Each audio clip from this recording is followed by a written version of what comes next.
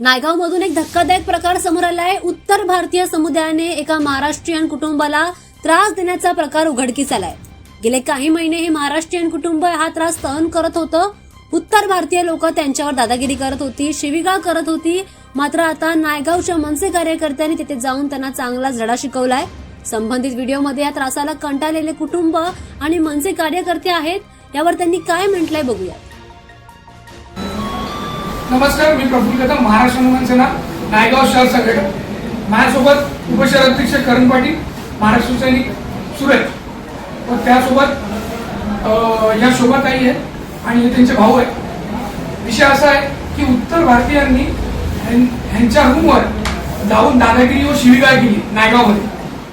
त्या ताई राहतात मालाडला, ह्यांचे नातेवाईक त्या रूममध्ये राहतात।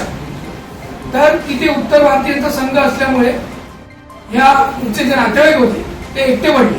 तर त्याच्यामुळे ते उत्तर भारतीयांना विनाकारण शिवीगाळी देणं, रस्त्यावर येता जाताना ताईला त्रास देणं, असा 8 महिने त्रास चालू होता। तर त्या ताई 2-4 ठिकाणी गेल्या, पण त्यांना तिकडे न्याय मिळाला नाही। शेवटी त्यांनी त्यांचे भाऊ आहेत माजी शाखा अध्यक्ष कोकाटे करून, तर त्यांच्याशी संपर्क केला। भावाला सांगितलं बाबा असं असं झालंय माझ्याबरोबर। तर मग त्यांनी माझा नंबर दिला, माझ्याशी संपर्क साधला व आज आम्ही सर्व महाराष्ट्र सैनिक पदाधिकारी तिकडे जाऊन त्या उत्तर भारतीयांना जसा तसा धडा शिकून आलेलो आहे आणि त्यांना जो काही त्रास होता तो पूर्णपणे थांबवून टाकलेला आहे। पुढील गोष्टी त्यांचे भाऊ सांगतील। नमस्कार, जय महाराष्ट्र। माझी शाखा अध्यक्ष जीवन कोकाटे, माझी बहीण सुनील विशेकर, तिचा रूम या ठिकाणी नायगाव या ठिकाणी पाफाडे त्या ठिकाणी होता।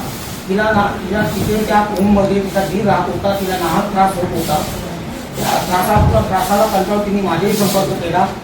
माझ्या संपर्क असता मी प्रफुल्लशी आणि करण पाटील यांची संपर्क करून माझ्या बहिणीला योग्य तो न्याय मिळाला आहे असं मी जाहीर करतो। तसेच आज साहेबांचेही आभार मानतो, अविनाश दादांचेही आभार मानतो। जय महाराष्ट्र।